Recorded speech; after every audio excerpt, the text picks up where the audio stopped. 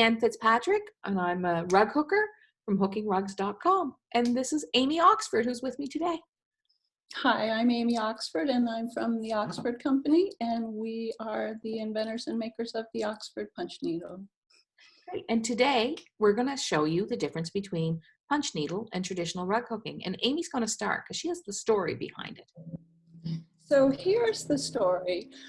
Traditional rug hooking started in the 1840s, and it started in the Canadian Maritime provinces and New England. So in your neck of the woods, Deanne, Nova Scotia. Yeah. And it's often called North America's one indigenous folk art.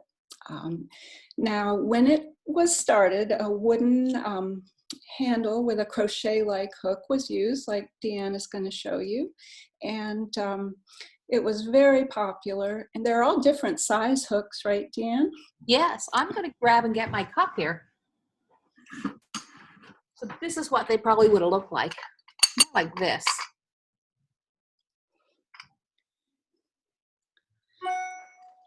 So the rug hooking with a hook started in the 1840s, and punch needle started in 1881. The first punch needle was invented by Ebenezer Ross, who was a farm machinery manufacturer from Ohio. And punch needle is sometimes called punch needle rug hooking, but technically it's not hooking because you don't use a hook, you use a punch. But they're called both called rug hooking because they're related, they're cousins. What they both do is they both form a running loop stitch. And Deanne, as a traditional rug hooker, pulls her loops up with her hook, and I push mine down with my punch. So I'm going to show you this illustration, which will maybe have it a little bit clearer. A picture is worth 1,000 words. Can you see that, Deanne? Yeah, I can see it, and it's perfect. It really explains it. So it explains the traditional method. Yeah, go ahead. Yep, so you can see the traditional method on the left where the hook will pull up the loops one at a time, and on the right, the punch needle is shown punching down loops. So they both make a running loop, just with a different tool and a different technique. Oh, that's great, Amy. I love your illustration. That's from your first book, right? Yes. Yeah. So you want me now to show how to do the traditional rug hooking? That would be wonderful. I'm going to use a piece of cloth, but I could use a yarn too. It works both ways. And I always hold my hook in my hand like I held my pencil when I was a child. So I'm going to get myself comfortable here. And basically this hand, I thread the yarn or the cloth through, and I put my hook down. I bring my end up, and then I bring it up loop by loop by loop. So like she said, it's a running stitch of loops. I'm just going to try and do it so that you can see. Now I want to just show you what I'm doing from behind. So underneath is the back of the mat, right? And there I am. I'm almost wrapping it around. And that would be traditional rug hooking. And I could do it with yarn just exactly the same way.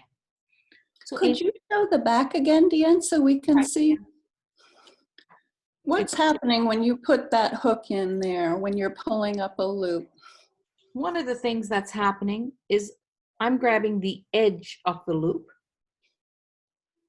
and I'm pinching the wool and moving my hand along with the hook on the top side.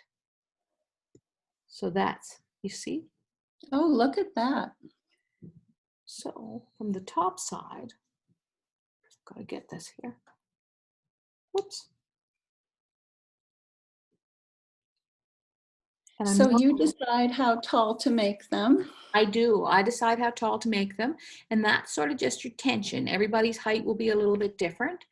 And I also decide how tight to hook them. So I kind of do it a little bit more loosely, and I'm very careful not to hook in every hole. I skip lots of holes. So how do you do yours? So I do mine a little bit differently. I use my punch needle. This is an Oxford punch needle, and you're pulling up loops on the On the, finish side of your mat, your that's loopy right. side. This will be the And- finished mat. Yep. And what I do is I work from the back and punch my loops to the other side. So the side with my pattern will actually be the back. And what I do, start with a little short end. I actually push the needle down and move it forward. And sorry, it's hard to do this at this angle. Push it down and move it forward and push it down and move it forward.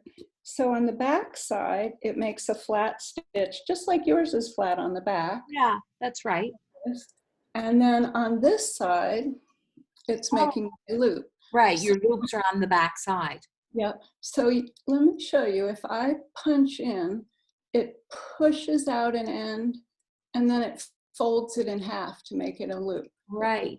Pushes it and folds it and pushes it and folds it. So the tool automatically makes all your loops the same height if you use it correctly. And you have to always push it all the way down as far as it'll go. And you can't lift it up too high or you'll pull that loop out.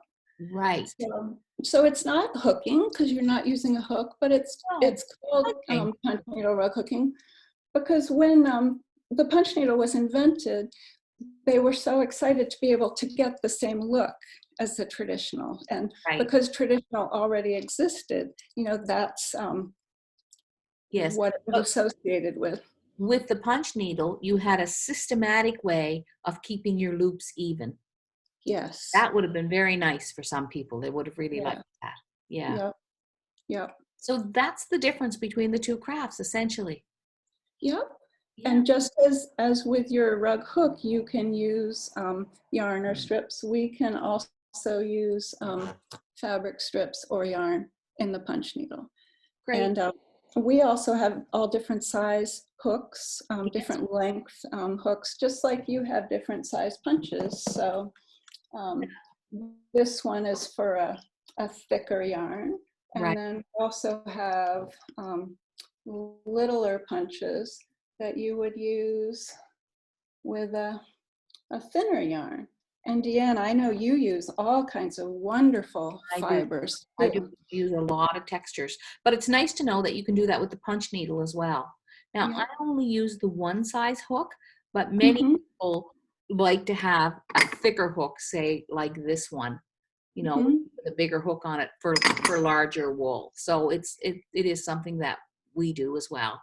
But anyway, we should show the finished side of our work, each of us. Oh, I just pulled mine out. Oh, you did? That's okay. We know how to do it. I have a finished piece I can show you though. Yeah, that would be great. So this is a finished mat, a little paisley mat made with yarn. And you can see the loopy side, it's the right side. Yeah. And then here's the back side, which Right. is all flat and smooth. And then I also have to show you, Deanne, this piece was actually punched with strips of fabric. With strips of fabric. Isn't that great? Yep. Well, now I'm thinking I should show you one. Give me 1 second. I'll be right back. Isn't Deanne's studio beautiful? I'd like to move in. Look at all those wonderful fibers. Yeah, I'm glad you did that. That's a good idea. Excuse me for running out. So that's the front side. Yep. With all the different fibers. And here's the back side. Amy, one thing I do notice is that some people who punch needle display their work on the back side. Yes. I have noticed that, and it looks really nice. It does. We call that reverse punching. You can really use either side. If you're going to make a rug, though, you really want to use the loopy side as the rug side because it'll be sturdier, stronger.